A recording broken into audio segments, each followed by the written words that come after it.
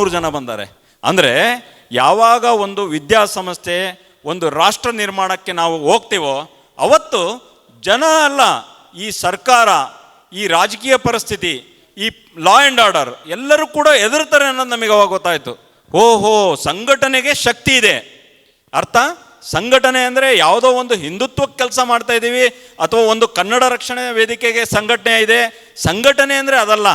ಸಂಘಟಿತ್ ಅಂದರೆ ಎಲ್ಲ ಜನರು ಒಂದಾಗದೆ ಸಂಘಟಿತ್.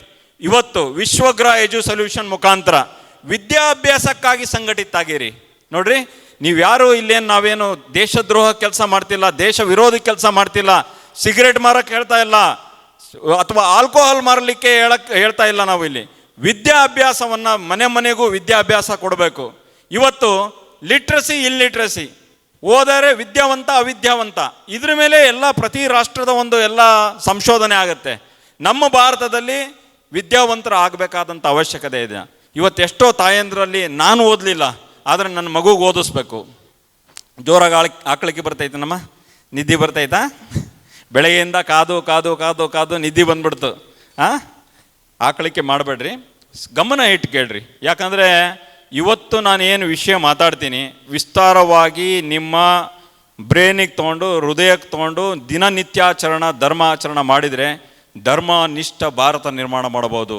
ಧರ್ಮನಿಷ್ಠ ಭಾರತ ನಿರ್ಮಾಣ ಆಗಬೇಕಂದ್ರೆ ಪ್ರತಿಯೊಬ್ಬರು ವಿದ್ಯಾವಂತರಾಗಬೇಕು.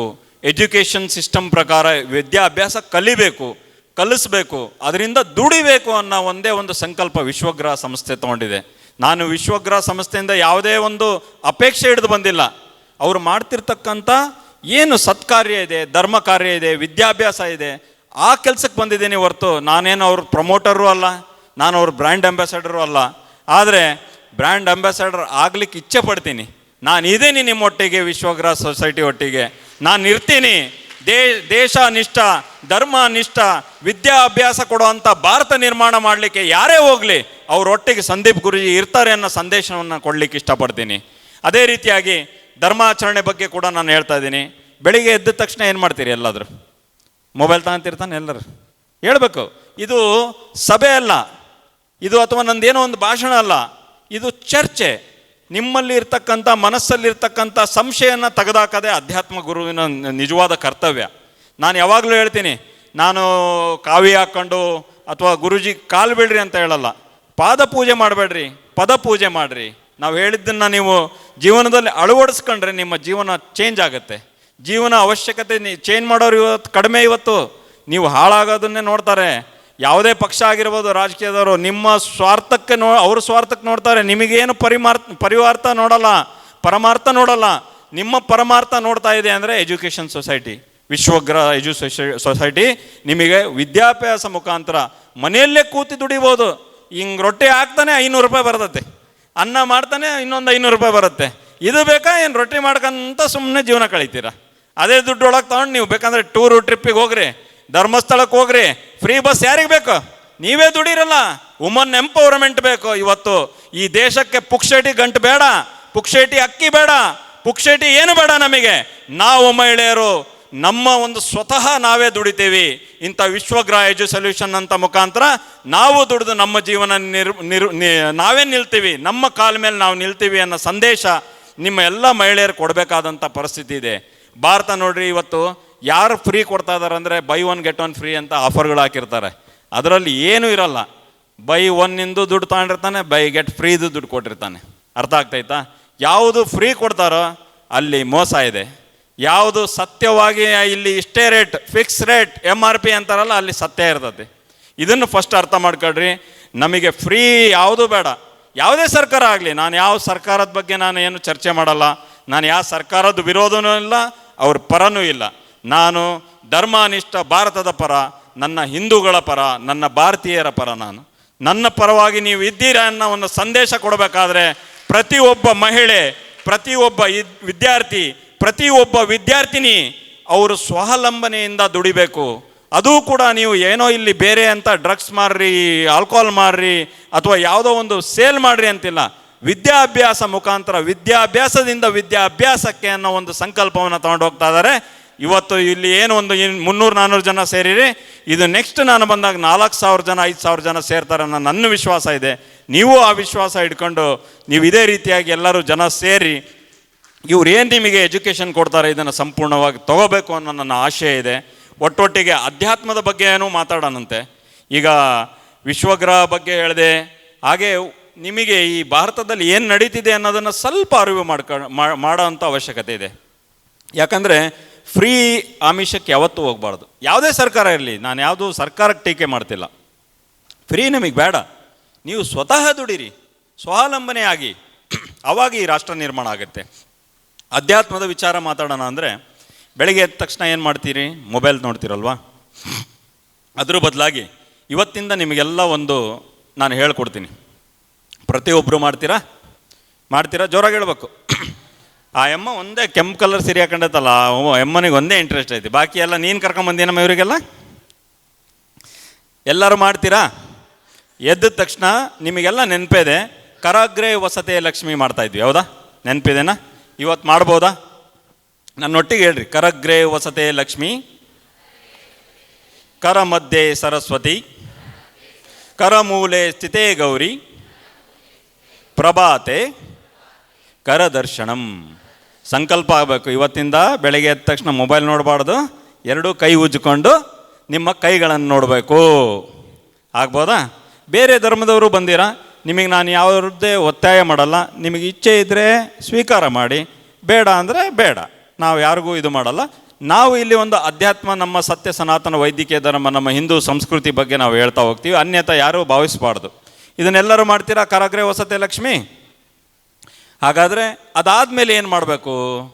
ಮೊಬೈಲ್ ಬಿಟ್ವಿ, ಗುರೂಜಿ 5 ನಿಮಿಷ ಮೊಬೈಲ್ ಬಿಡಿಸಿದ್ರು ಬೆಳಗ್ಗೆನೆ, ಅದರದ್ದು ಸ್ಟ್ರಾಂಗ್ ರೇಸ್ ಎಲ್ಲ ಬರಲ್ಲ, ದೂರ ಆಯಿತು, ಕರಗ್ರೆ ವಸತೆ ಲಕ್ಷ್ಮಿ ಹೇಳಿದ್ರಿ. ಅದಾದಮೇಲೆ ನೀವೆಲ್ಲ ನೋಡ್ತಾ ಇರ್ಬೋದು, ನೀವು ಎದ್ದು ಹೋಗ್ತಾ ಇರ್ತೀರ, ಯಾರಿಗಾದರೂ ಕಾಲಿಗೆ ಬಡಿಯುತ್ತೆ, ಹೌದಾ? ಕಾಲು ಬಡಿಸ್ತೀವಿ, ಹೌದಾ? ಏನು ಮಾಡ್ತೀರಿ ಅವಾಗ? ನಮಸ್ಕಾರ ಮಾಡ್ತೀವಿ, ಹೌದಾ? ಒಂದು ಕೈ ಒಳಗೆ ನಮಸ್ಕಾರ ಮಾಡೋದು ಫಸ್ಟ್ ಬಿಡ್ರಿ. ಒಂದು ಕೈ ಒಳಗೆ ನಮಸ್ಕಾರ ಮಾಡಲ್ಲ, ಬೇರೆ ಮಾಡ್ತಾರೆ. ಎರಡೂ ಕೈಯಿಂದ ನಮಸ್ಕಾರ ಮಾಡೋಕೆ, ಇದು ನಮ್ಮ ಭಾರತ ಸಂಸ್ಕೃತಿ. ಒಂದು, ನೀವು ಯಾರಿಗೇ ಕಾಲಿಗೆ ಬಡಿದ ತಕ್ಷಣವೇ ನಾವೇನು ಮಾಡ್ತೀವಿ? ನಮಸ್ಕಾರ ಮಾಡ್ತೀವಿ. ಹಾಗಾದರೆ ಈ ಭೂಮಿ ತಾಯಿ ಅಲ್ವಾ? ಈ ಭೂಮಿ ತಾಯಿ ಮೇಲೆ ಪ್ರತಿದಿನ ಏನು ಮಾಡ್ತಾ ಇದ್ದೀವಿ? ನಾವು ಉಗಿತಾ ಇದ್ದೀವಿ, ಮಲಮೂತ್ರ ವಿಸರ್ಜನೆ ಮಾಡ್ತಾ ಇದ್ದೀವಿ, ತುಳಿತಾ ಇದ್ದೀವಿ. ಯಾವತ್ತಾದ್ರೂ ಕ್ಷಮೆ ಕೇಳಿರಾ? ಯಾರೂ ಕೇಳಿಲ್ಲ. ಇವತ್ತಿಂದ ಕೇಳ್ರಿ. ನಮ್ಮ ಅಧ್ಯಾತ್ಮದಲ್ಲೇ ಇದ್ದಿದ್ದೇನು, ನಾನು ಹೊಸದೇನೋ ಯಾವುದೋ ಒಂದು ಬುಕ್ ಬರೆದು ನಾನು ಸೃಷ್ಟಿ ಮಾಡ್ತಿಲ್ಲ. ನಮ್ಮ ಸತ್ಯ ಸನಾತನ ವೈದ್ಯಕೀಯ ಧರ್ಮದಲ್ಲಿ, ನಮ್ಮ ಹಿಂದೂ ಸನಾತನ ಧರ್ಮದಲ್ಲಿ ಏನಿದೆ, ನಮ್ಮ ಭಾರತ ಭೂಮಿಯಲ್ಲಿ ಏನು ಈ ಋಷಿ ಮುನಿಗಳು ಏನು ಮಾಡಿದ್ರು ಅದನ್ನೇ ನಿಮಗೆ ನಾನು ಹೇಳ್ತಾ ಇದ್ದೀನಿ. ಅರ್ಥ ಆಗ್ತಾಯ್ತಲ್ಲ? ಅಧ್ಯಾತ್ಮ ಮೊದಲಿಗಿತ್ತು. ಏನು ಹೇಳ್ರಿ? ಅಧ್ಯಾತ್ಮ, ಸತ್ಯ ಸನಾತನ ಧರ್ಮ ಇದ್ದಾಗಿಂದನೂ ಅಧ್ಯಾತ್ಮ ಇದೆ.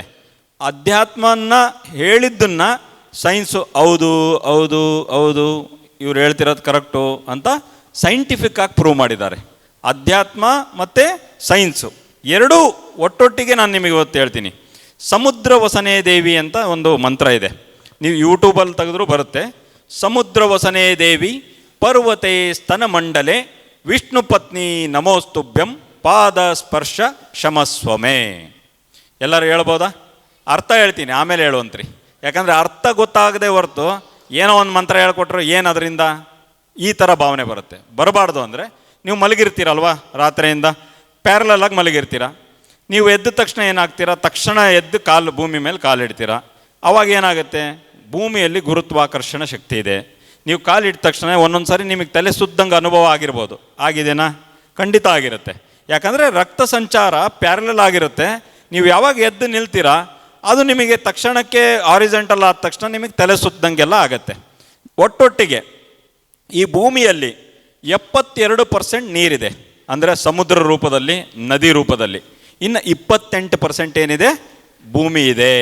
ಅದೇ ರೀತಿಯಾಗಿ ಮನುಷ್ಯನ ದೇಹ ಪರಮಾತ್ಮ ಯಾವ ರೀತಿ ಸೃಷ್ಟಿ ಮಾಡಿದಾನಂದರೆ, ಮನುಷ್ಯನ ದೇಹದಲ್ಲೂ 72% ನೀರಿದೆ. ಅಂದರೆ ರಕ್ತದ ಇದರಲ್ಲಿ, ನೀರಿನ ಇದರಲ್ಲಿ, ಲಿಕ್ವಿಡ್ ಅಂಶದಲ್ಲಿ ಇದೆ. ಇನ್ನು 28% ಏನಿದೆ? ಮೂಳೆ, ಮಾಂಸ, ಮೆದುಳು ಇದೆಲ್ಲ ಇದೆ. ಅರ್ಥ ಆಗ್ತಾ ಇದೆ ಅಲ್ಲ? ಅದೇ ರೀತಿಯಾಗಿ ಭೂಮಿ ಮತ್ತು ಮನುಷ್ಯಂದು ಯಾಕಿದೆ? ಇದೇ ಸತ್ಯ ಸನಾತನ ವೈದ್ಯಕೀಯ ಧರ್ಮ. ಅದನ್ನು ಏನು ಹೇಳ್ತಾ ಇದ್ದಾರೆ ಅಂದರೆ, ಸಮುದ್ರವಸನೆ ದೇವಿ ಅಂದರೆ ಸಮುದ್ರಕ್ಕೆ ದೇವಿ ನಿನ್ನ ಶೆರಗನ್ನು ನೀನು ಹಾಸಿದ್ದೀಯಾ. ಪರ್ವತೆ ಸ್ತನಮಂಡಲೆ ಅಂದರೆ ತಾಯಿ ಯಾವ ರೀತಿಯಲ್ಲಿ ತನ್ನ ಸ್ತನದಿಂದ ಮಗುವಿಗೆ ಹಾಲು ಕೊಡಿಸ್ತಾಳೆ, ಅದೇ ರೀತಿಯಾಗಿ ಈ ಭೂಮಿಯಲ್ಲಿ ನಿಮಗೆಲ್ಲ ಗೊತ್ತಿರ್ಬೋದು, ವಾಲ್ಕೆನೋ ಆಗುತ್ತೆ, ಭೂಕಂಪ ಆಗುತ್ತೆ. ಯಾಕಾಗತ್ತೆ? ಈ ಸಮತೋಲನೆ ಇಲ್ಲ ಅಂದರೆ ಭೂಕಂಪ ಆಗುತ್ತೆ.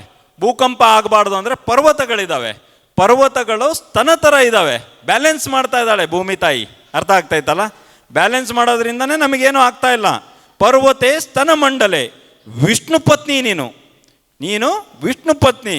ನಿನಗೆ ಪ್ರತಿದಿನ ನನ್ನ ಪಾದವನ್ನು ಸ್ಪರ್ಶ ಮಾಡ್ತಾ ಇದ್ದೀನಿ, ನನಗೆ ಕ್ಷಮೆ ಮಾಡು ತಾಯಿ ಅಂತಂದೇಳಿ ನಾವು ಪ್ರಾರ್ಥನೆ ಮಾಡೋಂಥ ಮಂತ್ರ ಇದು. ನಮ್ಮ ಸತ್ಯ ಸನಾತನ ವೈದಿಕೀಯ ಧರ್ಮದಲ್ಲಿದೆ, ನಮ್ಮ ಅಧ್ಯಾತ್ಮದಲ್ಲಿದೆ. ಈಗ ಎಲ್ಲರಿಗೂ ಅರ್ಥ ಆಯ್ತಾ ಇದ್ರ ಬಗ್ಗೆ? ಸಮುದ್ರ ವಸನೆ ದೇವಿ ಯಾಕೆ ಮಾಡಬೇಕು ಅನ್ನೋದನ್ನು ನಿಮಗೆ ಸೈಂಟಿಫಿಕ್ ಆಗಿ ಹೇಳಿದ್ದೀನಿ. ಅದೇ ರೀತಿಯಾಗಿ ನೀವು ಪ್ರತಿದಿನ ನಿತ್ಯ ದಿನ ಮಾಡಿರಿ. ಸಮುದ್ರ ವಸನೆ ದೇವಿ ಹೇಳ್ಬೋದು ಎಲ್ಲರೂ. ಪರ್ವತೆ ಸ್ತನಮಂಡಲೆ ವಿಷ್ಣು ಪತ್ನಿ ನಮೋಸ್ತುಭ್ಯಂ ಪಾದ ಸ್ಪರ್ಶ ಕ್ಷಮಸ್ವಮೆ. ವಾಹ್, ಭಾಳ ಸಂತೋಷ ಆಯ್ತು. ಎಲ್ಲರೂ ಕೂಡ ಇದನ್ನು ನೋಡ್ರಿ. ಇವತ್ತು ಯೂಟ್ಯೂಬಲ್ಲಿ ಯಾವುದಾದ್ರೂ ಒಂದು ರಾಜ್ಕುಮಾರ್ ಅವರು ಹಾಡು ಹಾಕಿದ್ರು ಬರುತ್ತೆ, ಬಾಂಬ್ ಅಂತ ಹೊಡೆದ್ರೆ ಬಾಂಬ್ ಬರ್ತೈತಿ. ಅದೇ ರೀತಿಯಾಗಿ ಸಮುದ್ರ ವಸನೆ ದೇವಿ ಮಂತ್ರ ಬೇಕಂದ್ರೆ ಅದು ಬರ್ತೈತಿ. ಅರ್ಥ ಆಗ್ತೈತಲ್ಲ? ಏನು ಇವತ್ತೆಲ್ಲ ಗೂಗಲ್ ಜಮಾನ ಇದು. ಗೂಗಲಲ್ಲಿ ನೀವು ಏನು ತೆಗೆದ್ರೂ ಬರುತ್ತೆ, ಹೌದಾ? ಗೂಗಲಲ್ಲಿ ಸಮುದ್ರ ವಸನೆ ದೇವಿ ಅಂತ ತೆಗೀರಿ, ಅದು ಮಂತ್ರ ಬರುತ್ತೆ, ಆ ಮಂತ್ರ ಮಾಡಿರಿ.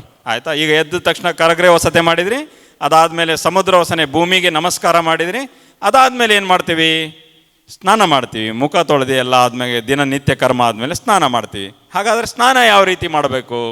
ಯಾಕೆ ನಮ್ಮ ದೇಶದಲ್ಲಿ ಭಾಳಷ್ಟು ಸ್ಟ್ರೋಕ್ ಆಗ್ತಾ ಇದ್ದಾವೆ? ಯಾಕೆ BP ಮತ್ತು ಶುಗರ್ ಬರ್ತಾ ಇದೆ? ಇದು ಎಲ್ಲ ಮಾಡ್ತಾ ಇಲ್ಲ ಆಚರಣೆ. ಈ ಆಚರಣೆ ಮಾಡಿದಾಗ ಋಷಿ ಮುನಿಗಳು ಮಾಡಿರೋದು, ಇದು ನಾನು ಮಾಡಿರೋದಲ್ಲ. ಸಂದೀಪ್ ಗುರೂಜಿ ಏನೋ ಹೊಸದು ಬರೆದಿದ್ದನ್ನು ಕಂಡುಹಿಡಿದಿರೋದಲ್ಲ. ಇದೆಲ್ಲ ಋಷಿ ಮುನಿಗಳು ಮಾಡಿರೋದನ್ನು ಅನುಕರಣೆ ಮಾಡ್ತಿರೋದಷ್ಟೇ. ಅರ್ಥ ಆಗ್ತೈತಲ್ಲ? ಸ್ನಾನ ಮಾಡೋದಾದರೆ ತಕ್ಷಣ ಶವರ್ ಬಿಟ್ಟು ತಲೆ ಮೇಲೆ ನೀರು ಬಿಡ್ಕೋಬಾರ್ದು. ಯಾಕಂದರೆ ಅದರಲ್ಲೂ ಕೂಡ ಬ್ಲಡ್ ಸರ್ಕ್ಯುಲೇಷನ್ ಆಗ್ತಾ ಇರುತ್ತೆ. ರಕ್ತ ಒತ್ತಡ ಹೆಚ್ಚು ಕಡಿಮೆ ಆಗಿ ನೀರು ಮೇಲೆ ಬಿದ್ದಾಗ ಬ್ಲಡ್ ಕ್ಲಾಟ್ ಆಗೋಂಥ ಸಿಚುವೇಶನ್ ಇರುತ್ತೆ, ಹಾರ್ಟ್ ಅಟ್ಯಾಕ್ ಆಗೋಂಥ ಸಿಚುವೇಶನ್ ಇರುತ್ತೆ. ಹಾಗಾಗಿ ಅದು ಆಗಬಾರ್ದು ಅಂದರೆ ಏನು ಮಾಡಬೇಕು? ನಾವು ಸ್ನಾನ ಮಾಡಬೇಕಾದ್ರೆ ನರ್ಮದೇ ಹರ್ ನರ್ಮದೇ ಹರ್ ನರ್ಮದೇ ಹರ್ ಅಂತ ಹೇಳ್ಬಿಟ್ಟು ಮಂತ್ರ ನಮ್ಮ ಕಾಲಿಂದ ಸ್ನಾನ ಮಾಡ್ತಾ ಬರ್ಬೇಕು. ಫಸ್ಟಿಗೆ ಕಾಲಿಗೆ ನೀರು ಹಾಕಬೇಕು, ಮಂಡಿಗೆ ಹಾಕಬೇಕು, ಸೊಂಟಕ್ಕೆ ಹಾಕಬೇಕು, ದೇಹಕ್ಕೆ ಹಾಕಬೇಕು. ತಲೆ ಸ್ನಾನ ಮಾಡೋದಿದ್ರೆ ಅದಾದಮೇಲೆ